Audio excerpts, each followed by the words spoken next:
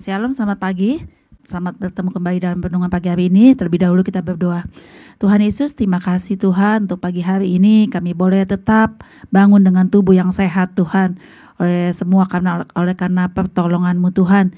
Kalau sebentar kami akan mendengarkan firman-Mu, boleh menjadi kekuatan buat kami semua ya Bapak. Terima kasih Tuhan, di dalam nama Tuhan Yesus kami sudah berdoa dan mengucap syukur. Haleluya, amin. Saya berikan tema renungan hari ini adalah teguhkan iman-Mu.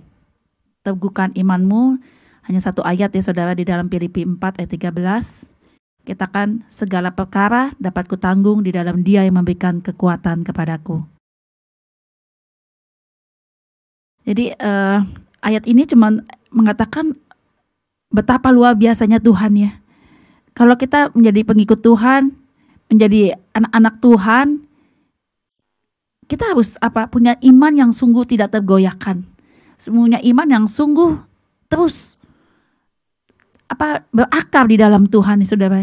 Itu gak gampang, gak mudah ya. Seringkali iman kita goyah, seringkali iman kita tuh terombang-ambing, seringkali iman kita tuh gak 100% percaya sama Tuhan bahwa Tuhan tuh sanggup menolong kita di dalam masalah pergumulan kita.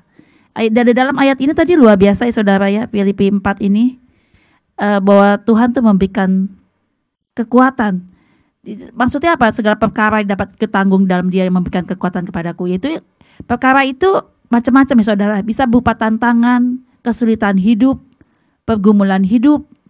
Bisa juga permasalahan hidup yang rasanya kita udah bosen gitu ya dengan masalah hidup itu lagi gak kelar-kelar. Masalah hidup itu berganti-ganti, bervariasi, banyak masalahnya yang mendompleng hidup kita saudara. Semua orang itu pasti mengalami ya saudara ya, tekanan-tekanan hidup apapun ya. Tetapi membedakan kita dengan orang-orang lain adalah apa? Kita merasa mampu, merasa kuat oleh karena Roh Kudus memberikan kekuatan buat kita. Itu perbedaannya saudara ya. Mungkin kalau di luar Tuhan ya kita merasa menanggung masalah kita sendiri, permasalahan kita sendiri saudara ya. Tetapi kalau di anak-anak Tuhan tuh ya, ada satu kekuatan Roh Kudus itu yang senantiasa memberikan kekuatan. Kamu pasti bisa melewati ini. Kamu pasti mampu melewati ini semua bersama Tuhan, ya, saudara. Ini menjadi satu kekuatan hidup saya ya saudara ya. Ayat ini selalu saya pegang. Mungkin saya berbagi sedikit, bersaksi sedikit ya saudara ya. Saya seorang wanita dan saya mempunyai pegawai tuh semuanya, hampir semua cuman Ati doang. Karyawan saya tuh perempuan. Ya semua pegawai saya itu laki-laki. Mereka tuh berjiwa muda semua saudara ya. Mungkin usia-usia 16, 17. Dan terus jiwa muda semua. Dan saya tuh harus memimpin mereka gitu. Dengan latar belakang mereka yang orang duniawi banget gitu ya. Gak kenal Tuhan. Gak percaya Tuhan. Jadi istilahnya tuh kadang-kadang saya berbicara dengan melakukan perintah tugas kerja buat mereka tuh dia sepelein. Mungkin karena saya sebagai wanita. Jadi itu nggak dianggap gitu ya, karena saya bekerja dengan tempat suami saya terpisah ya saudara. Jadi saya harus memimpin anak-anak ini masih jiwa muda, pemberontak, apa gitu. Cuma selalu setiap pagi saya berdoa, Tuhan, Tuhan tolong ya Tuhan, jamah hati mereka. Setiap perintah saya tuh ada aja kadang-kadang komplain begini, begitu gitu. Dan juga untuk pekerjaan saya ini saya selalu berhadapan dengan laki-laki, baik itu dengan sales, dengan semua tuh laki-laki. Satu hal yang saya tahu, gak semua orang itu kan punya niat baik pada saat bertemu dengan kita ya saudara ya. Gak selamanya tuh dia punya niat-niat yang emang tujuan untuk berdagang, berbisnis dengan kita tuh dengan niat yang benar gitu ya. Atau kali baru saya alami, baru 2-3 minggu yang lalu, saya melakukan pembayaran kepada sales gitu ya. Saya gak tahu kenapa ya, Tuhan, kan sekarang banyak modus ya saudara, modus kejahatan. Terus tiba-tiba hati saya tergerak setelah dia menghitung uang yang saya berikan. Tiba-tiba aja saya balik badan, saya foto dia untuk waktu dia terima uang setoran saya itu, tagihan saya, dan bon putihnya saya ambil. Begitu saya ambil, selesai kan, dia bilang sudah pasti, sudah katanya. Saya bilang pas Pak, udah Pak, saya pastikan lagi, oh sudah katanya. Tapi nggak tahu tuh hati saya waktu Kudus bilang foto gitu, saya foto aja, berikut dia lagi ngikat kantong plastiknya. Pulanglah dia. Sekitar 2-3 jam kemudian saya ditegur dan dikatakan, dia telepon saya, maaf katanya, itu uangnya ada yang ketinggalan nggak? Berapa? Wah besar sekali, jutaan saudara ya. Saya sampai kaget. Hah? Yang benar saya bilang. Nggak, pokoknya dengan berbagai cara tuh dia pengen balik lagi. Akhirnya dia lakukannya balik lagi. Dia minta lagi selisih uang, itu besar saudara, jutaan. Dan saya katakan lah, kamu sudah ngitung uang situ sudah saya persiapkan dari rumah gitu.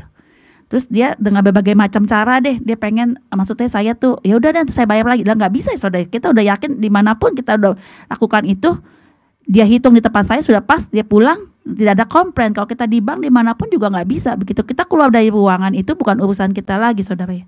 Di situ saya berdoa, Tuhan tolong ya Tuhan, apa yang orang ini mau lakukan pada saya Tuhan, katakan segala niat jahat apapun juga Tuhan. Saya nggak tahu ya saudara apa dia gitu. Pertama dia waktu ngambil uang ke tempat saya itu dia senyum-senyum, dia ketawa-ketawa, dia kayaknya boleh bilang ngangkat-ngangkat saya lah begitu, begini dipuji-puji saya lah gitu ya. Tapi saya nggak tahu tuh ada rencana gimana.